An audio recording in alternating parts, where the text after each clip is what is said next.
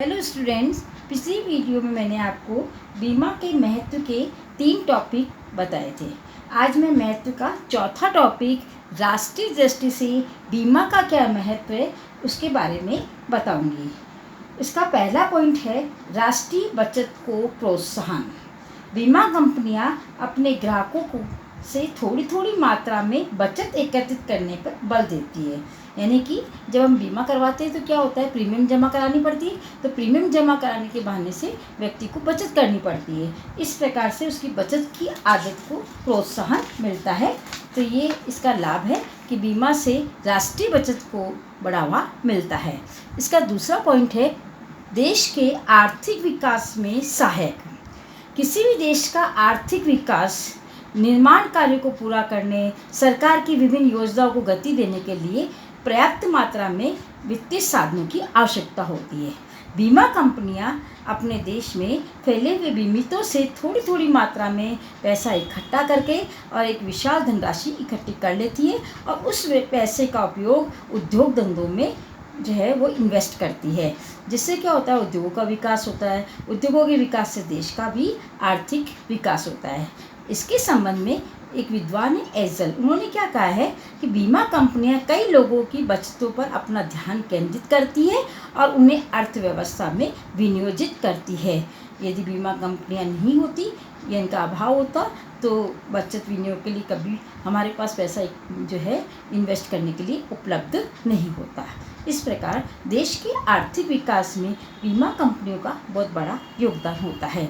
इसका तीसरा पॉइंट है मुद्रा बाजार के विकास में योगदान। मुद्रा बाजार आपने नाम सुना ही होगा, शेयर मार्केट, वहाँ पर उसके विकास में भी बीमा कंपनियों का बहुत बड़ा योगदान होता है।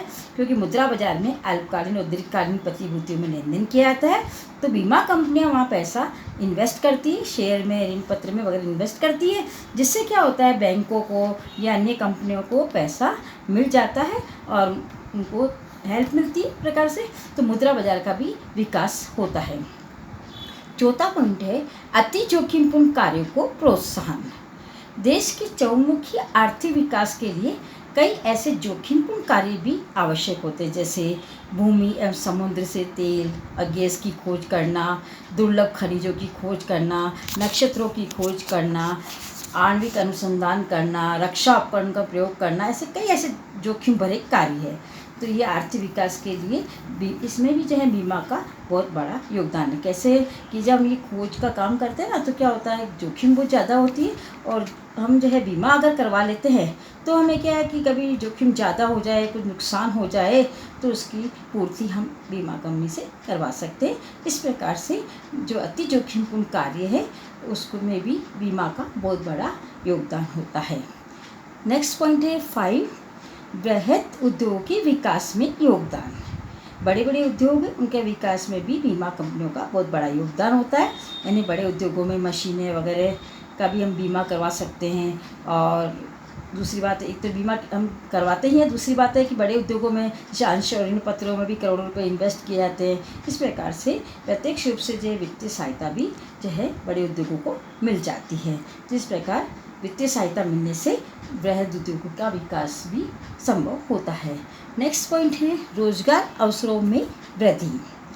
देश में बीमा के कारण विभिन्न उद्योगों में पैसा इन्वेस्ट होता है और सेवा क्षेत्रों का विकास होता है। कृषि, पशुपालन, मुर्गी पालन आदि कई ऐसे व्यवसायिक क्षेत्र हैं जिसमें जो है पैसा भी इन्वेस्ट किया जाता है, रोजगार के अवसर भी बढ़ रहे हैं। और आपको पता है बीमा कंपनियों में, बीमा कंपनी के जो कार्यालय होते हैं उसमें लिपिक है, कर्मचारी है, विकास अधिकारी है, यानी लाखों लोगों को इसमें रोजगार मिला हुआ है। और एजेंट के भी जो भूमिका इसमें होती है, तो एजेंट भी एक रोजगार का ये साधन है। इस प्रकार से बीमा कंपनी रोजगार के अवसरों में भी वृद्धि करती है। नेक्स्ट पॉइंट है उद्यमिता विकास में योगदान। बीमा जो है उद्यमिता विकास और स्वरोजगार हेतु प्रोत्साहन का कार्य भी कर रहा है। आजकल लघु उद्योग और मध्यम उद्योगों में व्यवसाय को जोखिम उठाने, कंपटीशन में आदि वित्तीय संस्थाएं जो है लोन वगैरह देती है ना, तो बीमा के आधार पर ही देती है। यानी जिन कंपनियों ने बीमा करा रखा है तो उनको लोन भी आसानी से मिल जाता है ताकि उनका उद्योगों का विकास हो सके। इस प्रकार उद्यमिता विकास में बीमा का बहुत बड़ा योगदान होता है। नेक्स्ट पॉइंट है 8 अधिक उत्पादकता।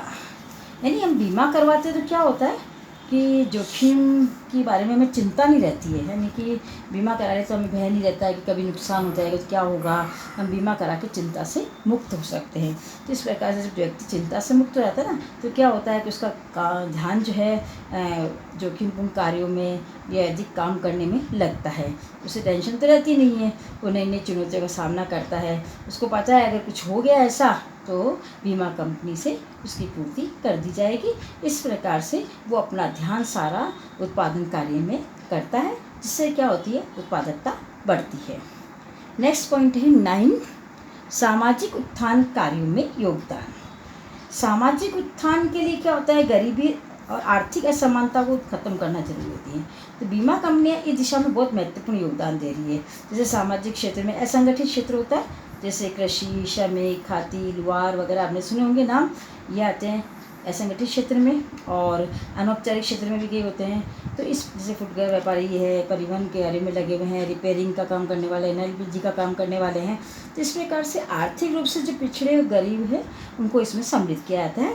तो बीमा संस्थाओं ने क्या कर रखा है, इन लोगों के हितों के लिए कई प्रकार की बीमा पॉलिसियाँ जारी कर रखी है। जैसे जनता दुर्घटना बीमा, नया रक्षा बीमा पत्र है। केंद्र और राज्य सरकार जो है जैसे के सहयोग से एक जनश्री सामूहिक योजना भी लागू की गई है। और कई प्रकार की योजनाएं इन गरीबों के लिए बीमा कंपनी ने जो है जारी कर रखी है। तो इस प्रकार से इसका लाभ गरीब लोगों को मिलता है।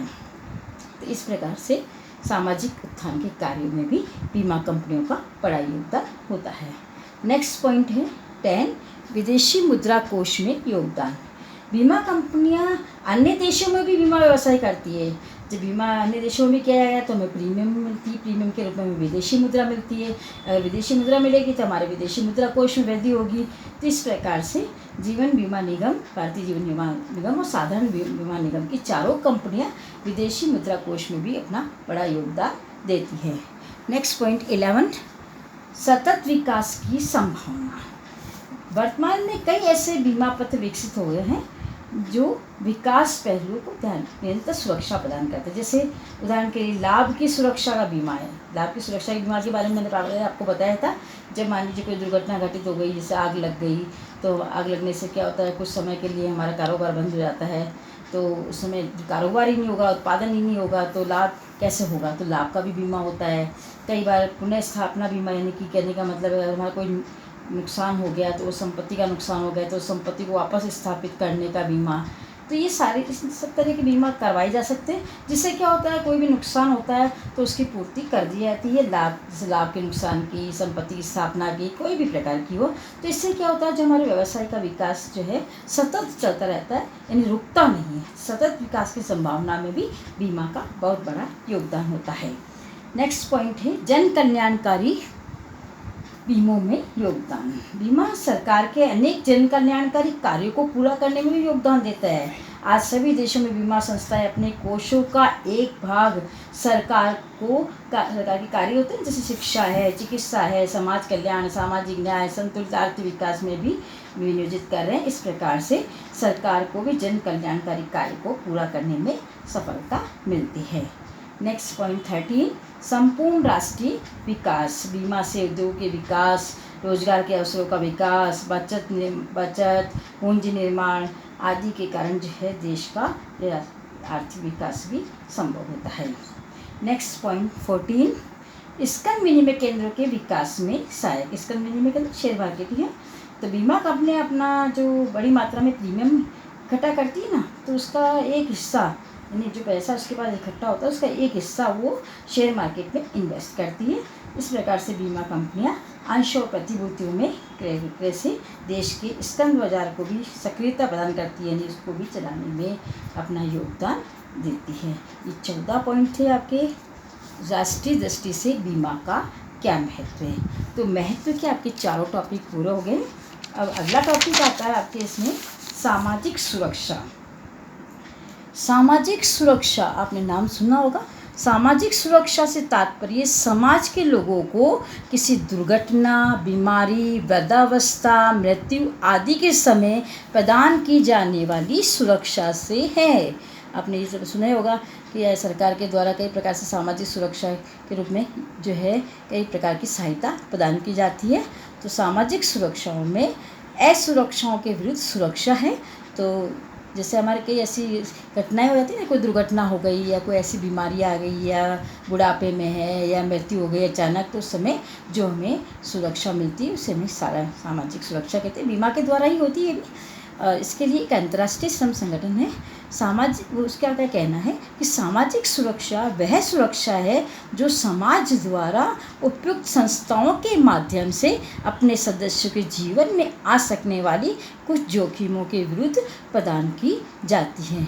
इसके लिए एक विद्वान है विलियम बेवरिज, उन्होंने बहुत अच्छी परिभाषा इसकी बताई है। सामाजिक सुरक्षा 5 दानव बताए कौन कौन से? अभाव, बीमारी, अज्ञानता, गंदगी एवं बेकारी पर आक्रमण है। अभी 5 शब्द आए ना, इसके बारे में मैं आपको बताऊंगी। सबसे पहला आता है अभाव। अभाव से तात्पर्य क्या है? श्रमिक को उसकी आधारभूत आवश्यकताओं की पूर्ति करने के लिए उचित मजदूरी दिलाना। यानी श्रमिक लेबर जो काम करता है ना, तो उसकी आधारभूत आवश्यकता मतलब रोटी कपड़ा मकान, उसकी पूर्ति के लिए उसको इतनी मजदूरी मिल जाए कि उसकी आवश्यकता पूरी हो जाए। दूसरा है बीमारी से सुरक्षा का तात्पर्य है श्रेष्ठ कार्यदशाएं उपलब्ध कराना और बीमारी की दशा में अच्छी चिकित्सा सेवाएं उपलब्ध कराना।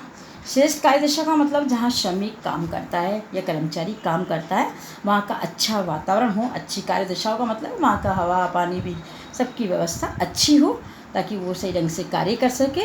अगर उसको कोई बीमारी हो जाए तो उसको इलाज की सुविधाएं भी उपलब्ध कराना।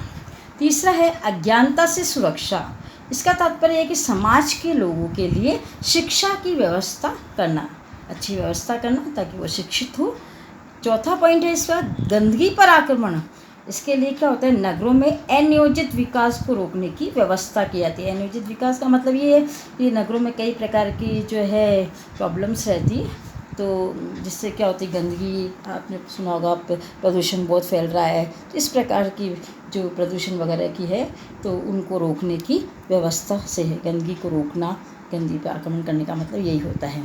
नेक्स्ट है बेकारी के विरुद्ध सुरक्षा से तात्पर्य नागरिकों को उचित कार्य दिलाना, उनकी आय के स्थायी स्रोत का विकास करना, इनकी इनकम स्थायी बनी रहे, इसके बारे में इसका विकास करना, ये सारा बेकारी के अंदर आता है। तो ये 5 पॉइंट मैंने आपको जो सर विलियम बेवरिज के थे, यानी 5 दानव यानी अभाव, बीमारी, अज्ञानता, गंदगी और बेकारी पर आक्रमण करना, ये सामाजिक सुरक्षा के अंतर्गत आता है। नेक्स्ट टॉपिक नेक्स्ट वीडियो में। Okay, take care.